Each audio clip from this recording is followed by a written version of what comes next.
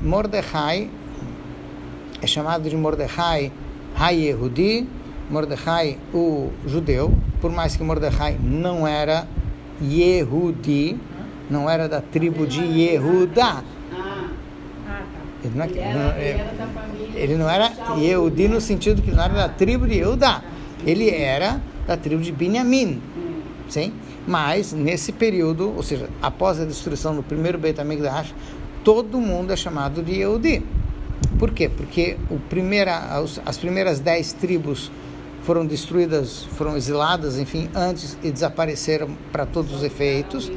E aqueles que se reuniram no Malchut Yehudá, no reino de Yehudá, que eram essencialmente a tribo de Yehudá, a tribo de Binyamin e indivíduos de várias outras tribos que ao longo dos anos fugiram para Yehudá porque eles queriam cumprir direitinho Torá e Mitzvot, coisa que nas outras tribos não estava sendo possível.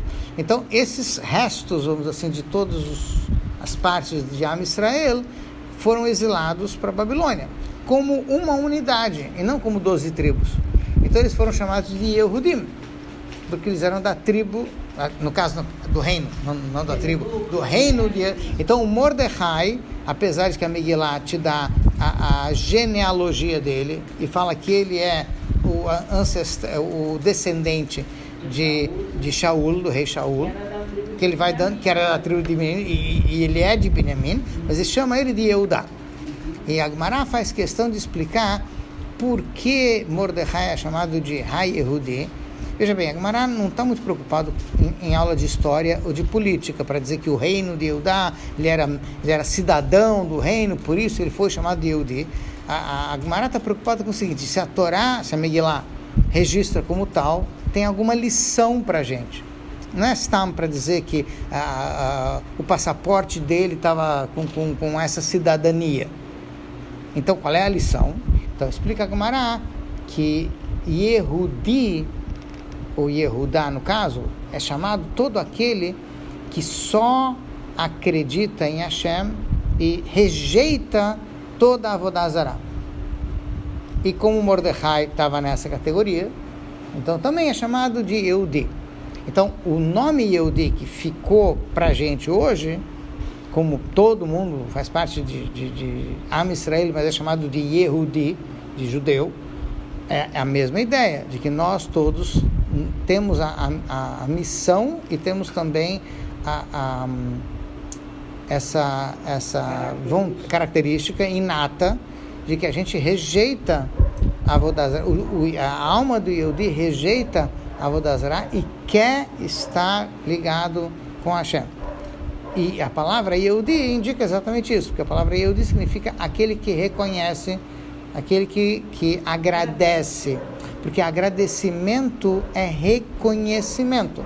Quando uma pessoa recebe um favor, significa que ela não merecia, ninguém tinha a obrigação de lhe fazer o que fez, e alguém lhe fez um favor, e a gente reconhece agradecendo. Sim? Tá. Então, por exemplo, em relação a alguém que lhe faz uma bondade, e essa pessoa não tem a obrigação de fazer isso, mas ela faz por bondade, então a gente agradece, a gente reconhece e agradece. Tá? Então a ideia de lehodot é a mesma coisa, é reconhecer e agradecer. Então Yehudi reconhece e agradece a Hashem o tempo todo. Sim? Então essa é a função do Mordecai. Mordecai é o Moshe Rabbeinu da época, e ele vai colocar essa emuná, vai reforçar essa emuná nos Yehudim, trazer à tona, e a gente encontra isso, por exemplo, no Midrash, onde ele explica que a primeira providência que Mordecai toma, assim que ele sabe do plano de Haman, ou seja, assim que foi anunciado que Haman conseguiu convencer a Ahasverosh a fazer um decreto contra todos os Yehudim, que ia acontecer daqui a 11 meses. Ou seja, o decreto foi feito no início do mês de Nissan. E estava programado que no dia 13 de Adar, quer dizer, 11 meses depois, os Yehudim, Chas v'Shalom, podiam ser atacados, etc. Ou seja, liberou aos Goyim fazer mal, Chas v'Shalom, para a gente. Tá? E qual é a providência que Mordecai toma em relação a isso? Ele reúne as crianças e começa a ensinar as crianças o que é o Korban HaOmer. Como é que se faz o Korban de Pesach? Veja bem, eles estão próximos de Pesach. Então faz sentido estudar sobre o Korban de Pesach. Só que não faz sentido estudar sobre o Korban de Pesach porque não tem Beit HaMikdash.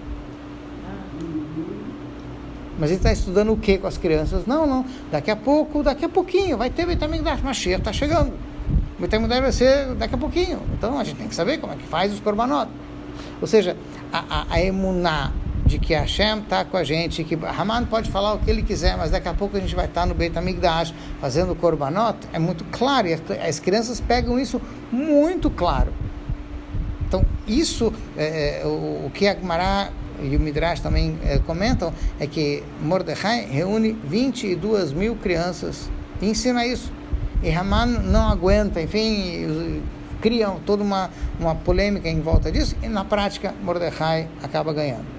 Como a gente vê no final da história de Purim, que realmente Mordecai estava certo e Hashem deu aos Yehudim a oportunidade de comemorar essa vitória, apesar que foi uma guerra, teve uma série de coisas, mas tá. O fato de Mordecai ser descendente de Shaul tem uma importância muito grande na história de Purim, porque Shaul foi o primeiro rei, e uma das funções do rei de Israel é destruir Amalek, e Shaul falhou nessa função como rei. Mordecai, que é o descendente dele, finalmente termina, e Haman é descendente de Amalek, então Mordecai finalmente termina aquilo que Shaul não conseguiu terminar. Tudo bem. E Amalek ficou destruído para sempre? Esses povos que são chamados de Amalek. Se destruiu porque ainda tem exatamente. Vamos lá. Então, assim, pelo menos em termos de povo, tá? Etnicamente, a gente sabe que Haman era um descendente dele, e depois disso não se ouve mais falar de descendentes biológicos de Amalek, não espirituais. Se o Shaul tivesse obedecido, ele não existiria mais nenhum. Não teria. E ele seria o rei. Ele seria realmente enfim, mas ele não foi. Agora, como se explica a questão de Shaul em relação a Mordecai? Shaul, a falha de Shaul em relação a Amalek foi que Shaul se deixou levar pela lógica. O que significa isso? A vontade do povo também. Mas, veja, a gente incentiva o tempo todo, desde a entrega da Torá, Naaseh v'nishma. Então, o elemento Naaseh, fazer, é importante, ele antecede o Nishma, mas tem o Nishma. Também tem que entender. E isso confunde às vezes. Por exemplo, Shaul. Shaul entendeu que tem que servir a Hashem com o máximo do seu intelecto.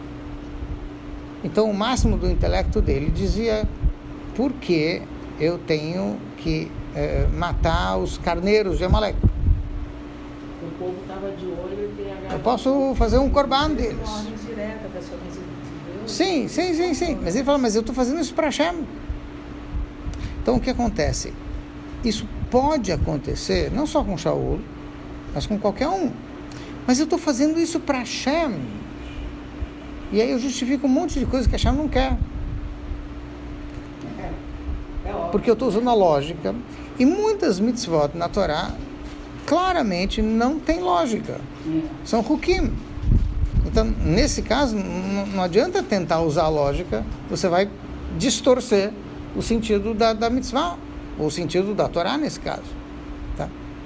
Então, muito resumidamente, nesse ponto foi aonde, infelizmente, Shaul não chegou aonde ele deveria conseguir ultrapassar a lógica e falar, nascer, Benishma, plenamente. Mas ele também não era o mais cacão dos homens, né, Shaul? Veja, Mishirmo Ulemala, está escrito que ele realmente estava acima da média. Ele está? Sim. Minhas palavras, a Torá fala de Shaul como uma personalidade excepcional no sentido positivo, não negativo. Mas também que o excesso de intelecto também pode atrapalhar. Tá. Mordecai, contudo que obviamente Mordecai não só era um tzadik, como era também um Raham, ele era membro do Supremo Tribunal, mas Mordecai soube chegar no ponto onde ele dizia, não tem lógica, não tem Beit HaMikdash, a gente vai ficar estudando o Alachot Korbanot? Sim, é isso que Hashem quer, é isso que a gente vai fazer. Ele vai além da lógica, ele não está limitado apenas pelo intelecto, e o povo cumpre Torá e Mitzvot ao longo de 11 meses com total Mesirut Nefesh. Apesar de que tem um decreto, e era muito fácil o pessoal se disfarçar de qualquer outro povo, fingir que não é mais judeu, Chas Shalom, como aconteceu em outros lugares, em outras épocas, para salvar a sua vida. E graças a Mordecai, eles falaram, não tem lógica, mas é isso que Hashem quer, é isso que a gente vai fazer. Então ele conseguiu elevar o pessoal acima da lógica. Esse é o tikkun, esse é o conserto do erro de Shaul lá atrás. Tá? Veja bem, em um determinado momento, teve alguém que consultou o Rebbe a respeito da história da Megillah, e a respeito da história da Megillah, e essa pessoa chegou para o Rebbe e disse, Rebbe, eu tenho uma prova da Megillat Esther que todo Yehudi tem que estudar na faculdade, tem que fazer universidade. Qual é a prova? Na trama da história de Purim, nós encontramos que em dado momento, comecinho da Megillah, 2 soldados tramaram, conspiraram contra a vida do Ahasverosh, quiseram assassinar o Ahasverosh. E eles falavam numa língua diferente, que ninguém entendia, mas Mordecai era poliglota, ele entendia essa língua, ele entendeu o que eles estavam falando, e aí então ele conta para Esther, e Esther conta para Ahasverosh, e isso salva a vida dele, isso vai estar registrado nas crônicas do rei, aí depois isso vai ser lembrado, enfim, isso faz parte, e aí então Hamar vai ter que levar o Mordecai no cavalo, enfim, uma longa história, mas isso foi uma parte do milagre de Purim. Muito bem, então ele diz o seguinte, como é que ele era poliglota? Ele foi para a faculdade, estudou línguas. Tipo, se ele não tivesse estudado línguas, como é que ia acontecer essa parte da história de Purim? Quantos anos foi isso? Hã? Quantos milênios foi? Não, a história de Purim? 2000, mais ou menos, 2000 anos atrás, não, mais, menos. Ele está falando Sim, aramaico? tudo bem. Hã? Era aramaico? Não. Eu acho que está retornando isso. Sim. Não, essa pessoa que estava questionando o Rebbe estava apenas cutucando o Rebbe, como quem diz, eu tenho uma prova da Megillah. Sim, tudo bem. E aí o Rebbe falou para ele, você me trouxe uma prova do exato oposto. De quê? O oposto. Essa é uma prova de que Yehudim não podem ir para a universidade, não podem fazer faculdade. Aí falou, como? Vou te explicar. Mordecai ouviu os dois tramando. Sim?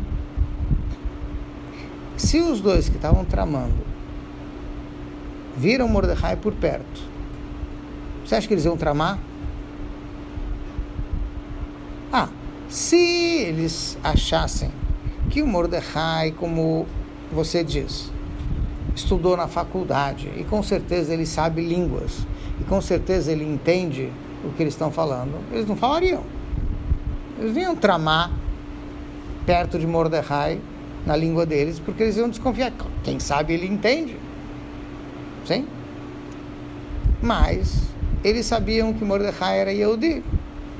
Era visível, era claro. E eles sabiam que Yehudim não fazem faculdade, não estudam na universidade, não estudam língua. Então eles não tinham medo de tramar na frente do Mordecai, porque eles imaginavam que ele não sabia. Aí pergunta aí, como é que ele sim sabia? Por que ele resolveu fazer curso de línguas? Sim? E a resposta é muito simples, porque essa é uma alahá.